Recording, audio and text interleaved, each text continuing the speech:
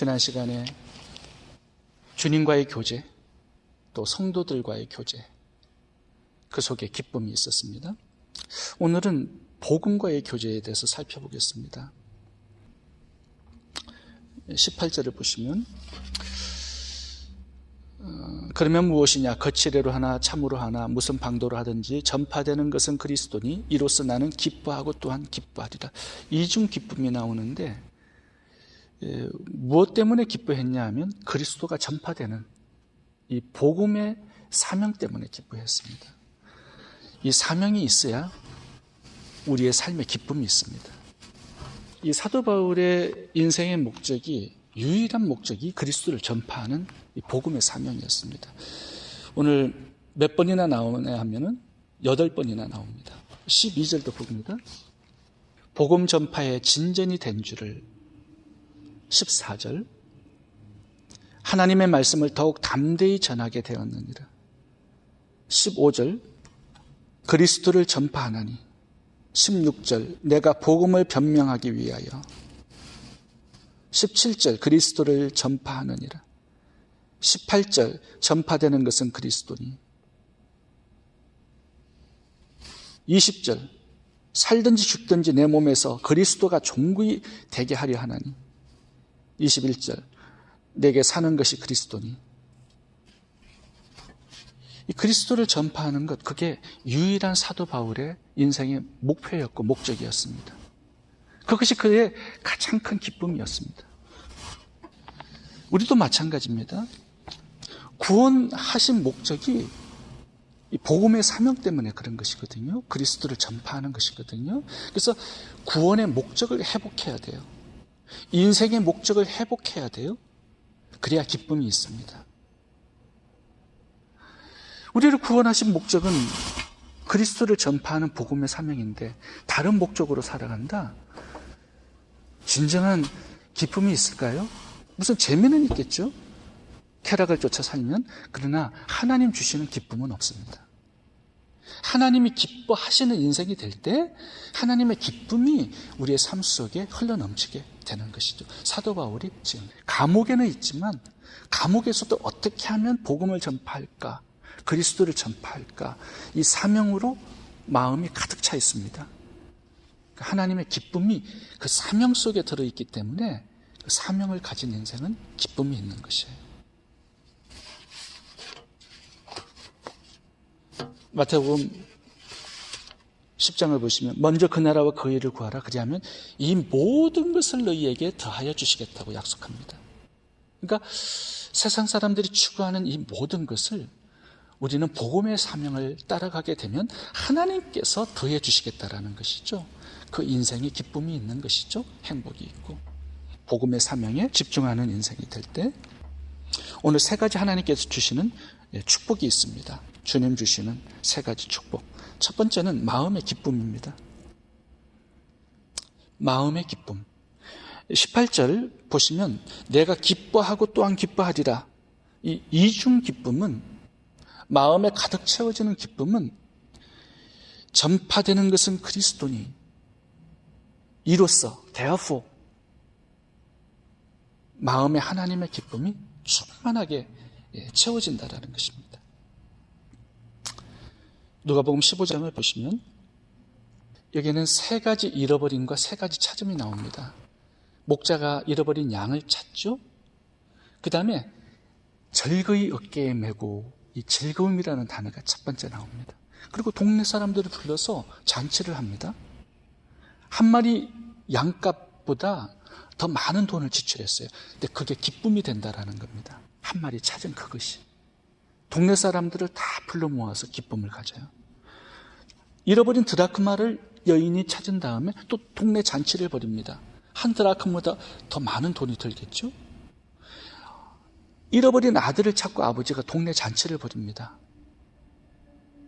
그러면서 계속 기쁨과 즐거움이라는 단어가 나오고 내가 기뻐하고 또 기뻐하리라, 이 단어가 나와요. 이중 기쁨, 최상의 기쁨이 나오죠.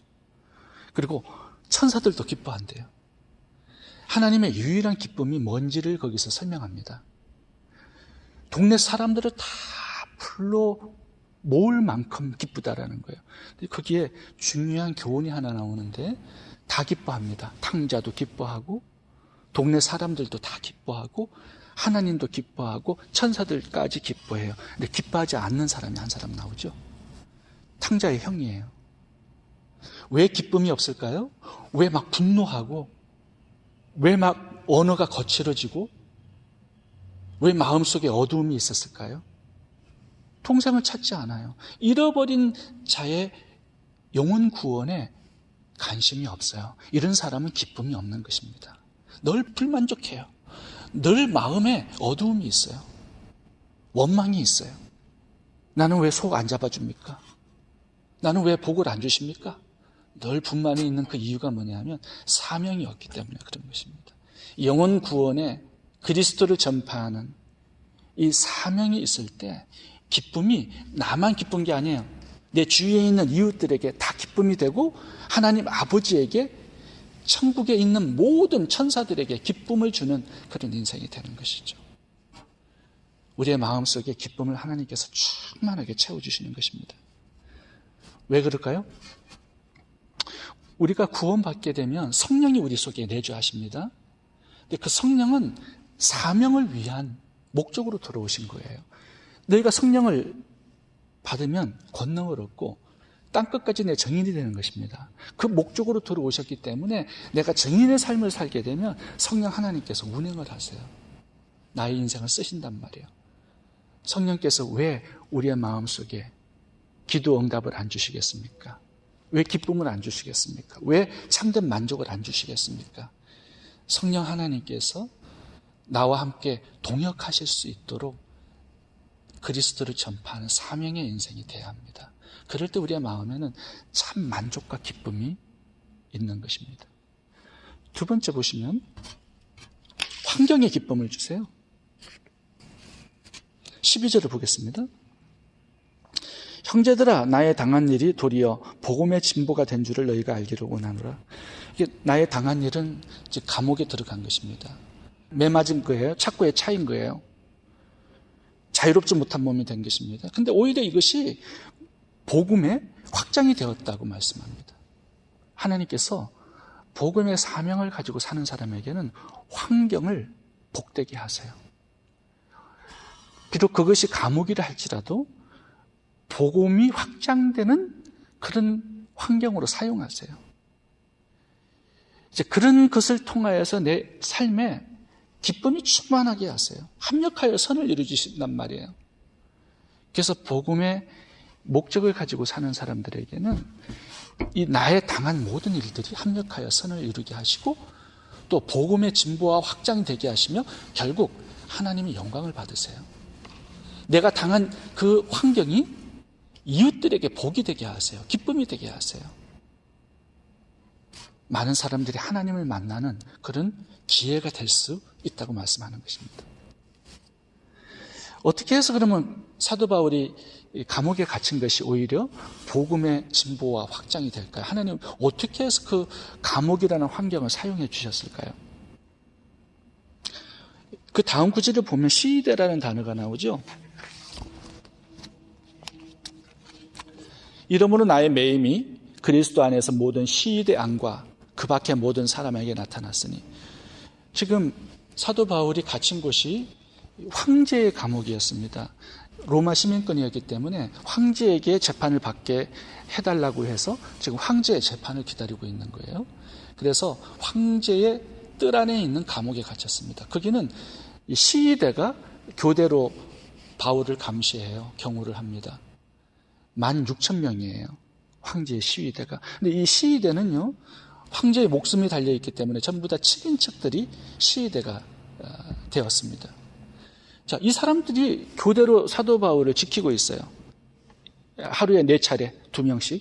그러니까 8명씩 교대로 지금 한 3년 정도의 감옥 생활을 했었는데 1차 이제 감옥 생활이. 사도 바울이 옆에 있어요. 뭐 하겠어요? 사도 바울이 옆에 있는 간수들에게 복음을 전했겠죠. 상담해 줬겠죠. 또 기적이 막 일어나니까 아픈 사람 또 데리고 왔을 거예요. 소개해주고. 그러면서 복음이 지금 시대 안과 그 밖에 사람들에게 전파되었다라는 것입니다. 사도 바울을 통하여서 지금 황제의 시대 친인척들에게 복음이 전하신 거예요. 이거는 어마어마한 일이었습니다. 왜냐하면 이게 사도 바울이 죽고 200년이 흐른 다음에 BC 313년에 콘스탄틴 대제가 로마를 기독교 국교로 삼아요. 근데 그때는 벌써 이미 그의 어머니 가족들이 다 예수님을 믿는 기독교인이었어요. 콘스탄틴 대제도 나중에 영접하죠. 그 당시 기독교인이 7%였는데 이 7%가 거의 다 이 귀족들, 황제의 가족들이었습니다. 막강한 파워를 가진 기독교가 된 것입니다. 이게 무엇 때문에 이렇게 되었을까요? 사도 바울이 감옥에 갇힌 이것이 어떤 계기가 된 것입니다.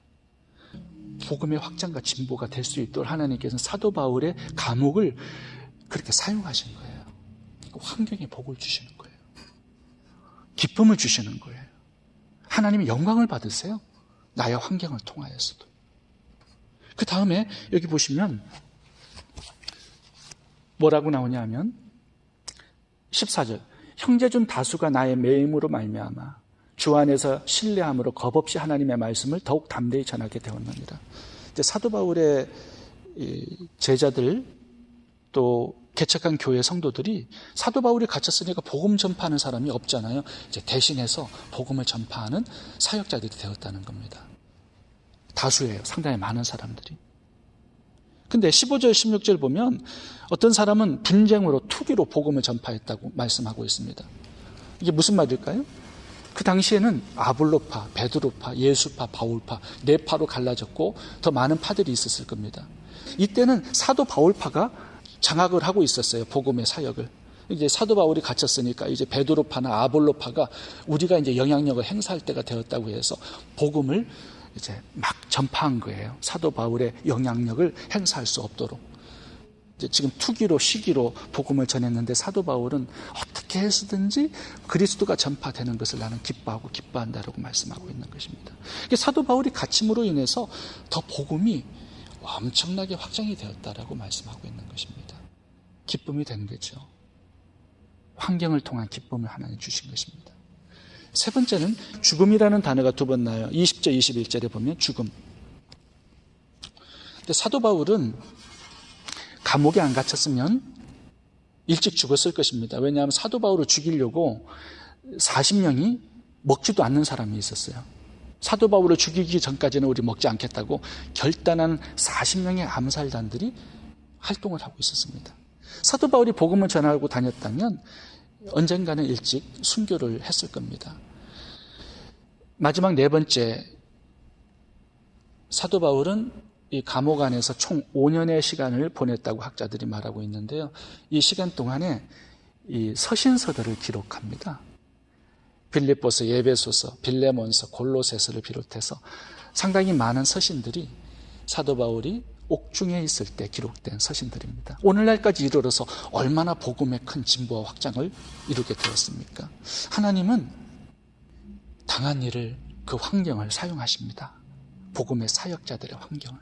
어떤 고난, 어떤 역경, 그것이 하나님의 나라와 뜻과 영광을 위해 하나님께서 아름답게 사용해 주세요.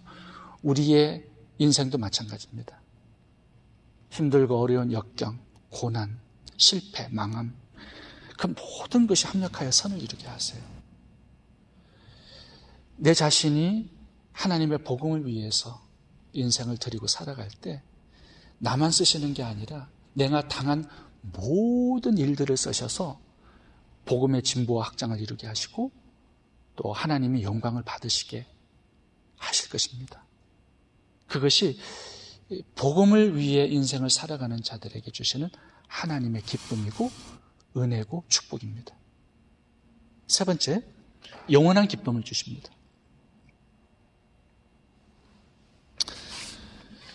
제가 종종 임종 예배를 드려달라고 성도님들에게 부탁을 받을 때가 있는데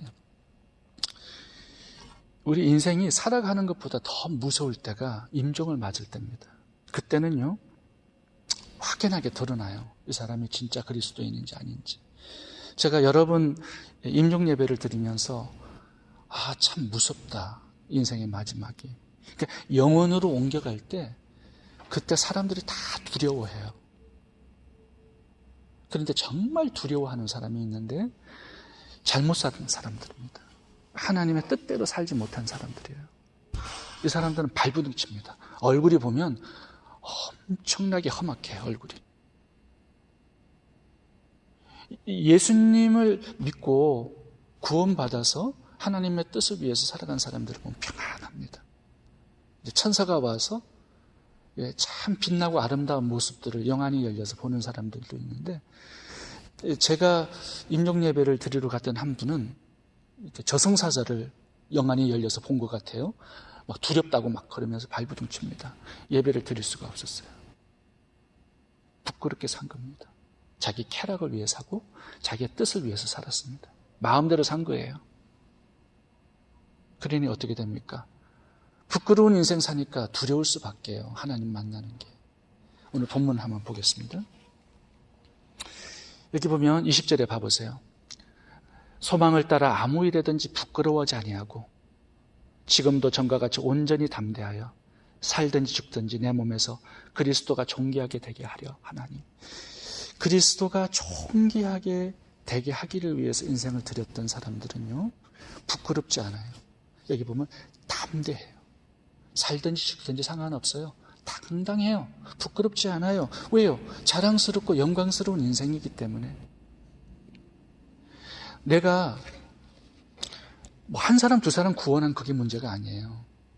하나님의 명령대로 뜻대로 내가 살았는가, 이게 중요해요.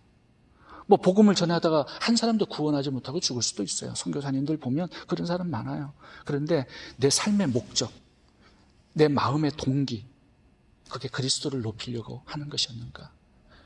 하나님의 명령을 따라서 복음을 전하려고 했던 그런 삶이었는가가 중요합니다.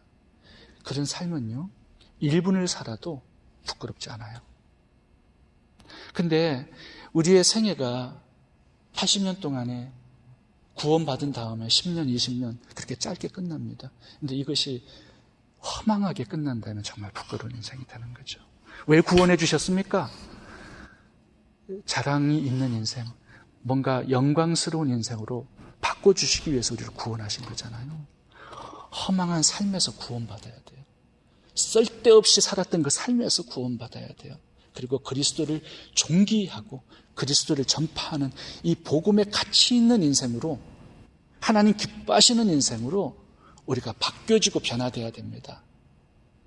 그래서 복음을 위해서 살아가는 그 시간, 드렸던 헌신, 드렸던 재물, 이 모든 것들이 나의 영광이 되고 나의 자랑이 되고 나의 상급이 되고 나의 면류관이 되게 하셔서 부끄럽지 않는 영원, 당당한 현재의 인생 살게 하시는 것입니다.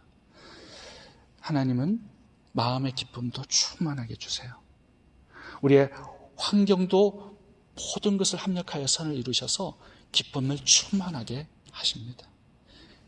영혼까지 우리를 기쁘시게 하기 위해서 복음의 사명에 헌신하라고 하시는 것입니다. 그리스도를 존귀하게 만들어드리는, 높여드리는, 그리스도를 전파하는 남은 생애, 사명의 인생이 될 수 있기를 바랍니다. 기도하겠습니다.